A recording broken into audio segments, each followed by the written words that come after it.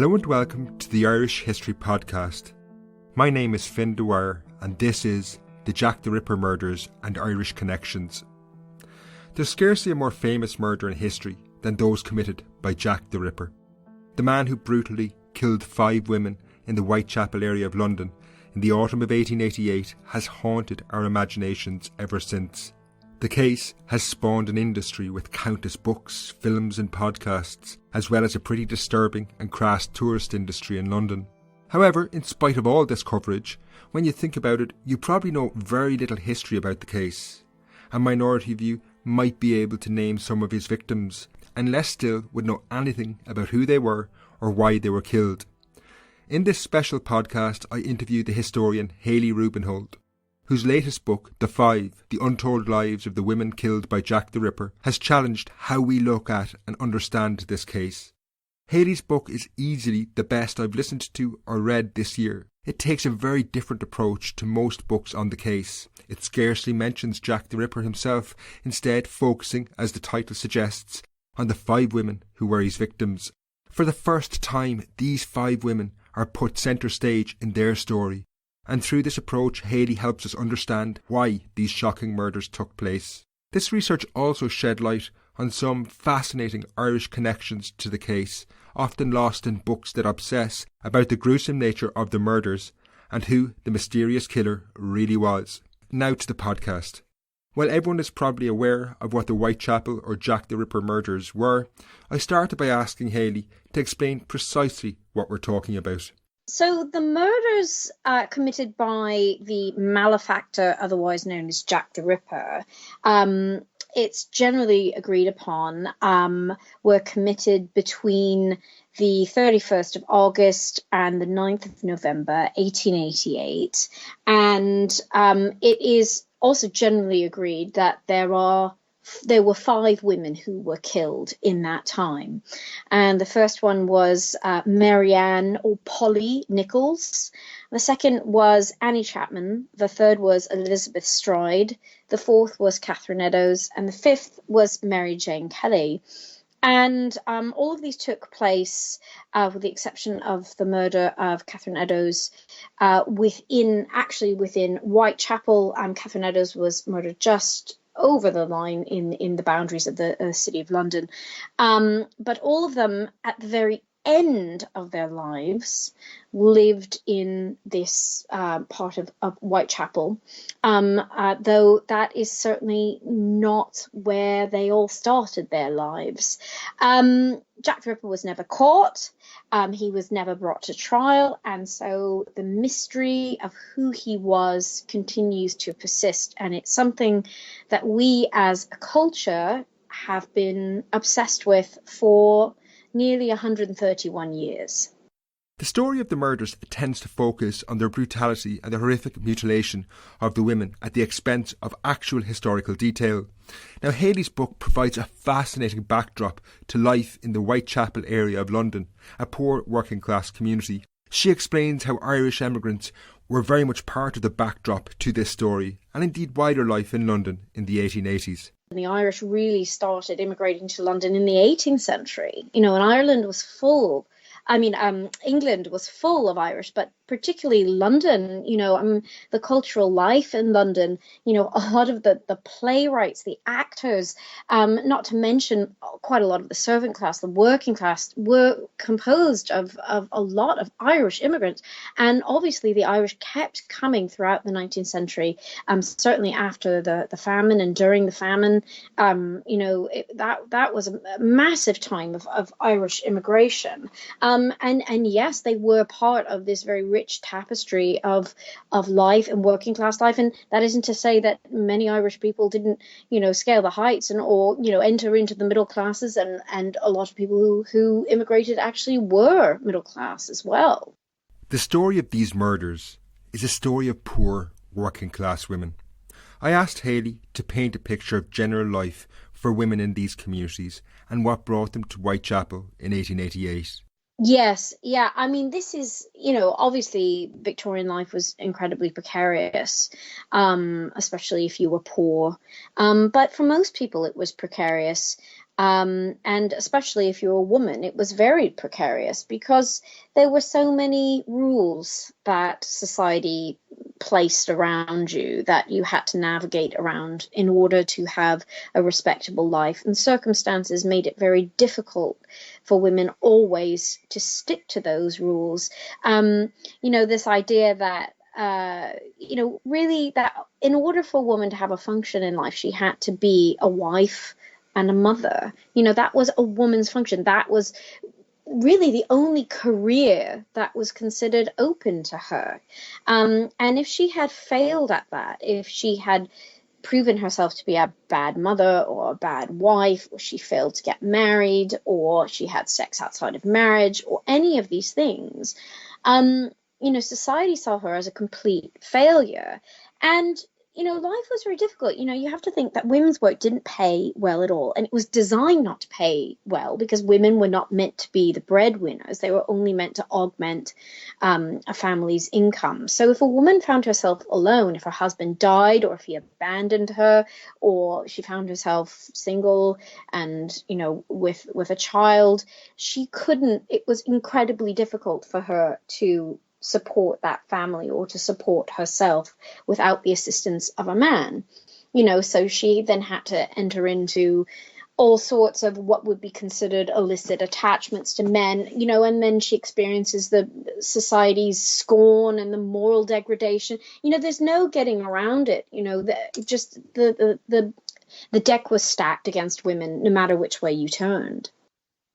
Next, I asked Hallie to talk about one of these women in particular, Catherineeros, who was murdered on September the 30th, 1888, becoming the fourth victim. Her story is not only representative of the difficulties many of the other victims faced, but her life is heavily interwoven with that of an Irish famine emigrant, Thomas Conway. Yeah, sure. She led a life which was quite I think, divergent from what would be expected of women at that time, working class women. Just very briefly, her father was a union agitator in Wolverhampton, and he got himself into some trouble during the 1840s during a lot of industrial unrest, and moved the family to London. And then when she was a young teenager, her parents both died of tuberculosis, and she was sent back to the Midlands, back to Wolverhampton, to live with her extended family, who she really didn't know at all. And she worked in a factory and hated it and ran away, and then ran off to live with her uncle in Birmingham and found life much the same.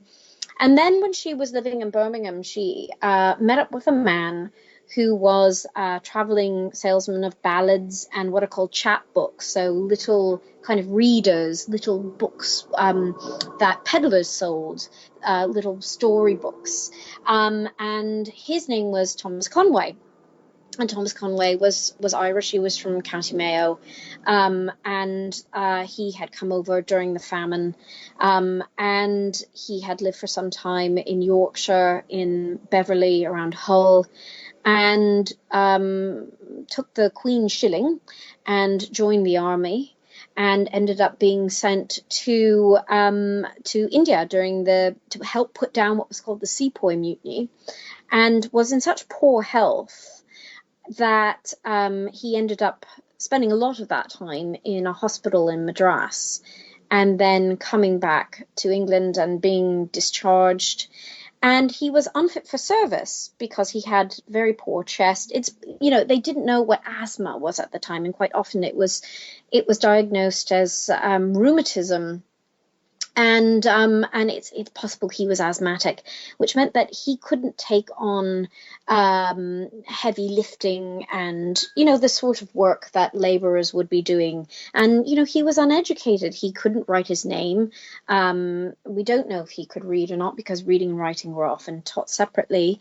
But one of the jobs that was available to men like him was as a travelling ballad salesman, or a travelling, an itinerant travel salesman of all sorts of things, chapbooks. And when you sell chapbooks, you're also selling other things, buttons and scissors and thimbles and things that women who live in farmhouses, wives, would use. And these people would travel the country selling all sorts of things, and they go to hangings and they go to taverns. And that's how he ended up meeting Catherineeros, who joined up with him and left factory work behind.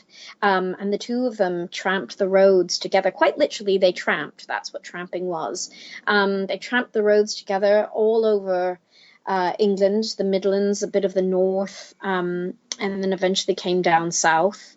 But the interesting thing was, I mentioned he was illiterate, but Catherine wasn't illiterate. She had been given an education at a charity school in London, and she could read and she could write, and she'd been taught music.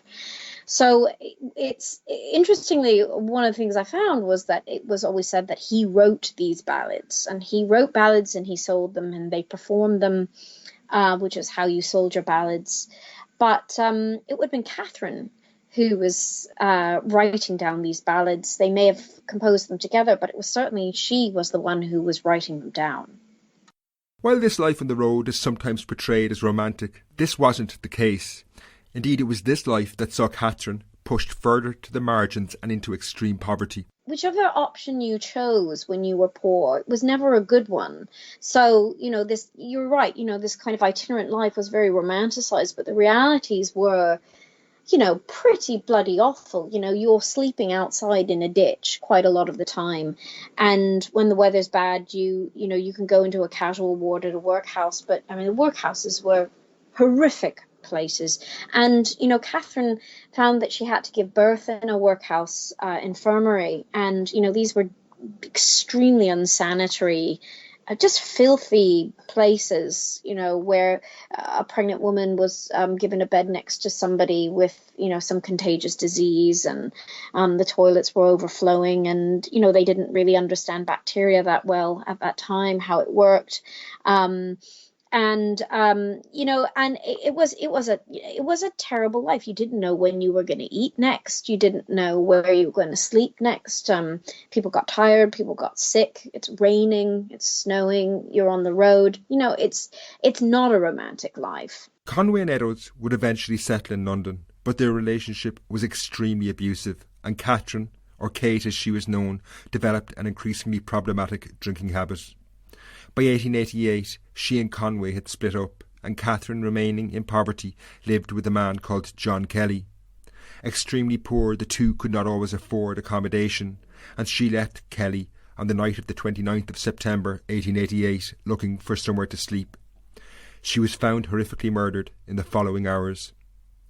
While Catherine was the fourth victim, the last and final victim is perhaps the best known Irish connection to the case.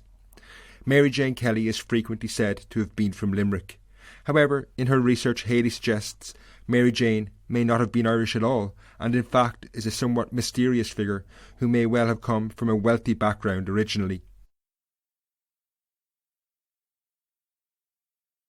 She is completely enigmatic, and, it's very frustrating to try to get any sort of purchase on who she was, because Mary Jane, it seems, told different people different things about who she was, and then the way in which she behaved and her outward behavior kind of betrayed some other aspect of her background as well. So, for example, what we know largely about Mary Jane came from her live-in boyfriend of a couple of years, who was called Joseph Barnett. And obviously what she was telling him, may not have been entirely the truth. And also he's paraphrasing, and there may be things he didn't understand and things he interpreted a certain way. And then we have some testimony and also interviews with women who had been her madams at various places where she had worked in London. So what we know about her usually comes through these testimonies, but it is almost certain that her name was not Mary Jane Kelly all of her life, because a lot of research has been done on her, and nobody has been able to find a Mary Jane Kelly that fits the descriptions that she gave of her life.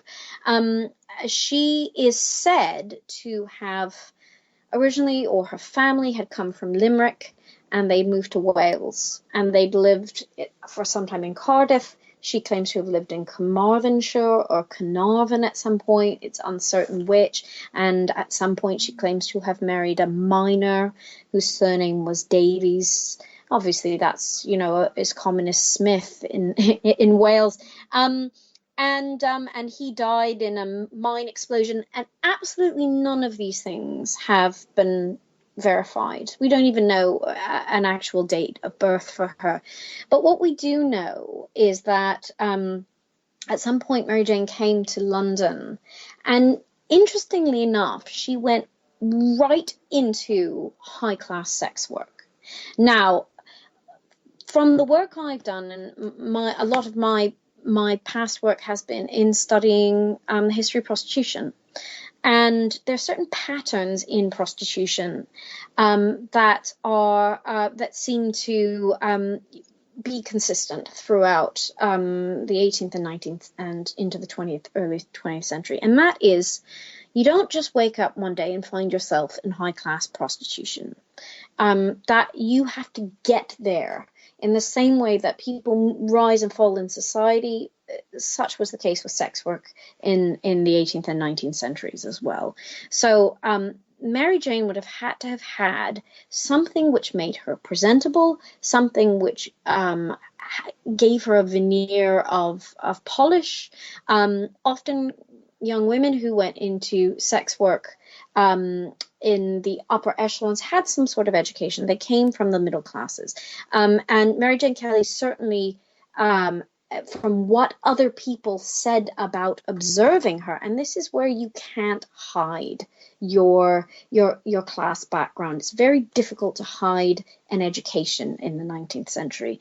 And Mary Jane Kelly, people who lived with her madams, had said that she was a woman who had some degree of education, and in fact, very interestingly, that she was an artist of no mean degree. Well, art was only taught in girls' schools, middle class and upper class girls' schools at this time, and certainly a working class girl from a poor family would have had no access at all, even to the materials to learn how to draw or paint or whatever. But she had some sort of artistic talent, the way she conducted herself, the way she held herself, the way she spoke with no accent, no discernible accent at all. And we know she worked in high-class prostitution, and she went to Paris, and she had gentlemen took her around in carriages, and she had very expensive dresses.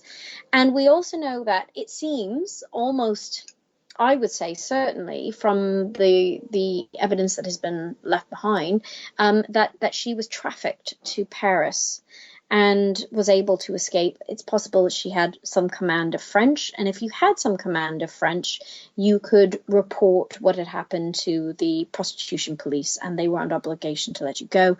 But when she came back to London, she did not go back to the West End, to Knightsbridge, where she lived, or to Piccadilly, where she practiced. She went basically into hiding in Whitechapel, and she lived off of the Radcliffe Highway.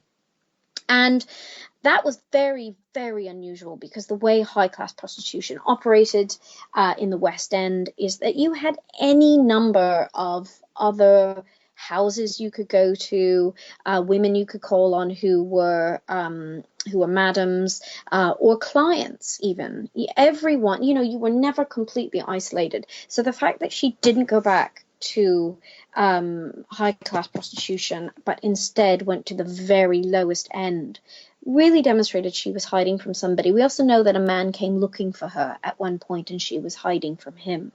So that's all interesting. And my guess is that it was then, when she came back from Paris and she went into hiding, that she changed her name from whatever it was before to Mary Jane Kelly. Kelly being obviously such a common Irish surname, almost like Davis is in Wales or Smith is in England. If somebody comes looking for you, and I'm looking for a girl called Mary Kelly, well, good luck finding somebody called Mary Kelly in the East End of London in the late 19th century. So it was probably down to that. And she invented part of her past. She wanted to fit in. She wanted to, not seem like anybody exceptional. And it is almost, I believe, almost certainly where that identity came from. Mary Jane was murdered in her bed on November 9th, 1888. Next, we're going to talk a little bit about motives. One of the most well-known aspects of the case is the claim that Jack the Ripper targeted sex workers on the streets of London. While Mary Jane Kelly was a sex worker, Hallie's research has challenged the idea that all the victims were. She now explains why this was a label given to many women who lived on the margins of Victorian society. The Victorians, obviously, as a woman, it's hard to fall any further than to become what the Victorians would call a prostitute. Because that was the ultimate expression of a woman really having failed in her duties to society. She was thought to be unclean, both physically and morally, and so. One of the problems, certainly, with the way in which these women were perceived, these women, by which I mean the 5 victims, is that all 5 of these victims had failed as women. They were what we would say broken women. They had somehow kind of not lived up to the ideal. So, for example, if you were an alcoholic, if, for example, you had mental problems, if you were separated from your family, if you didn't have a roof to live under, if you weren't married, if all of these things, these would be considered broken women. A fallen woman is also a woman who is ruined, but she's sexually ruined, but she's also morally ruined. And Victorian society conflated these two things, because if you're a broken woman, it's like a half step to being a fallen woman, and often broken women were fallen women. So, in the case of somebody like Annie Chapman, Annie Chapman was an alcoholic. I mean, she really suffered, and she had inherited the disease from her father. And Annie had quite a decent life, and her husband was a coach driver for a gentleman, and she lived in a country estate outside of Windsor. And however, she'd gone into rehab for a year, one of the first women's rehabilitation centers. But she could not overcome the disease. And so she and her husband separated. Well, that's a broken woman. And the problem is, because it was almost impossible for a woman to live a single life at that time. I mean, it was anathema that people would be single in the Victorian era. Women needed men and men needed women. Such was the division of labor, that she then found herself living with another man and forming another partnership, as we would today if we got separated. But because of that, she was committing adultery. She was an adulteress. So therefore, she was a fallen woman. So therefore, not only was she a broken woman, she was a fallen woman. She was completely ruined. And society would have heaped on her all of this scorn and shame for having done this, having become something which was really beyond her control. And so you can see how it would be easy for society just to then conflate these women's, what they would call crimes, into one big massive crime, which was, prostitute, fallen woman. If the murderer was not targeting the women because they were sex workers, the question remains why he attacked these women. Most narratives present Jack the Ripper as a criminal mastermind who was able to somehow murder these women in what was a busy neighbourhood without anyone catching him. Hallie challenges this assertion and presents the most logical theory, that he preyed on the women as they slept. I mean, I think one of the things that has been really overlooked is the fact that all of these women, well, most of these women had histories of rough sleeping.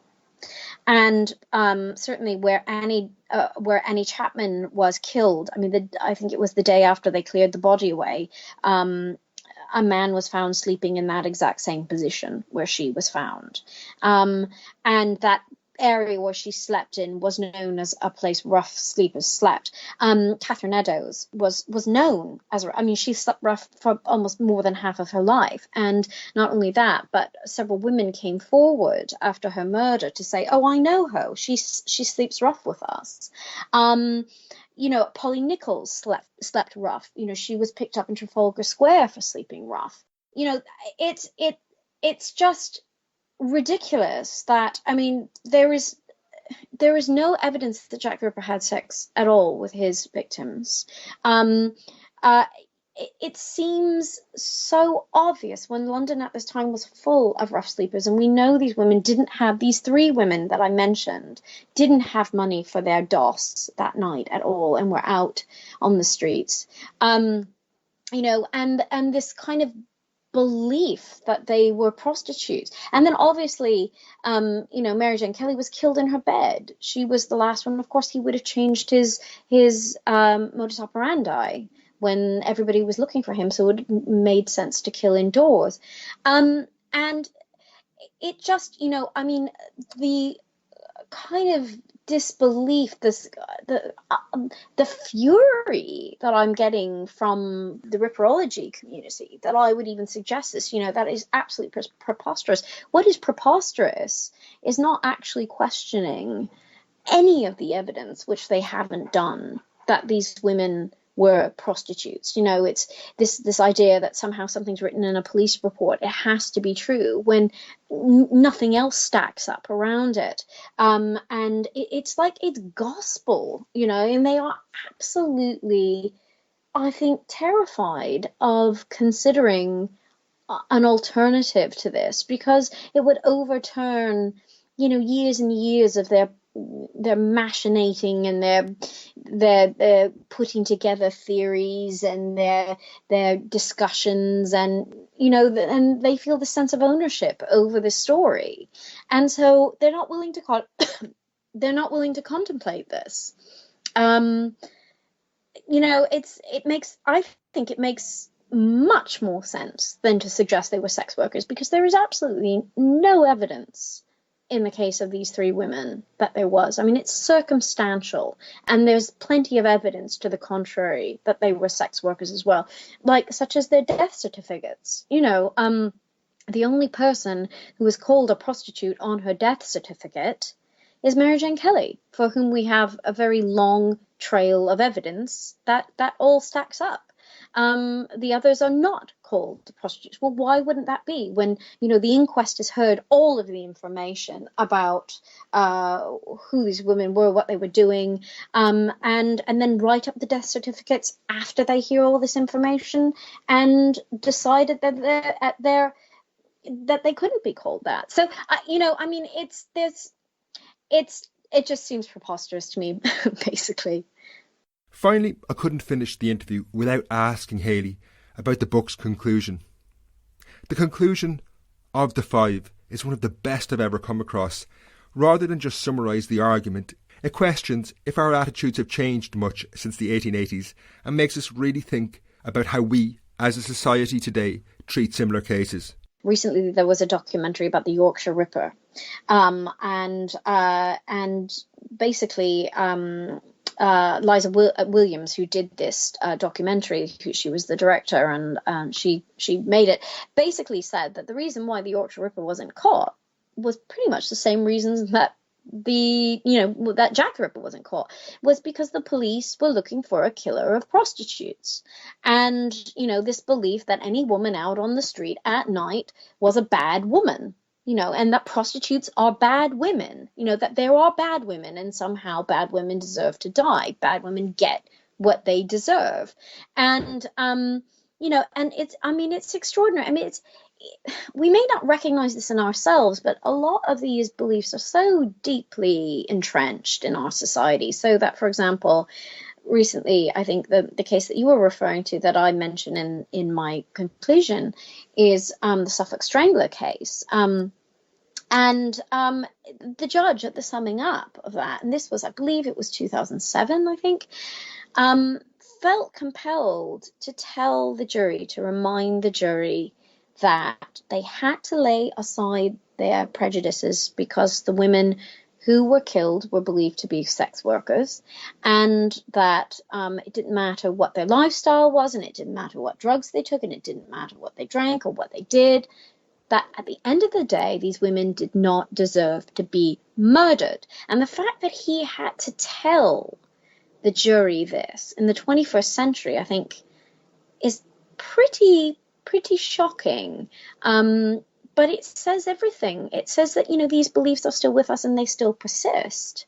And we carry them inside ourselves, many of us. And it really surprised me doing this work. Also, how adamant so many people are that Jack the Ripper killed prostitutes. Jack the Ripper had to kill prostitutes. They were prostitutes, and just this adherence to this narrative and an unwillingness to change. I think it says a lot about us. You're actually coming to Ireland as well in a couple of weeks, I think. Well, yes. So I'm coming to the Dublin Crime Festival, the beginning of November. I think it's the first weekend in November, and I think I will be in conversation with Joseph O'Connor. I would like to thank Hallie for her time for giving this interview. As she said, she's speaking at the International Dublin Crime Writers Festival, and you can find out more about that at murder1.ie. That's murder1.ie. The next episodes will be those final famine shows, and all going well, the first of those will be out in about 10 days. Until then, slán.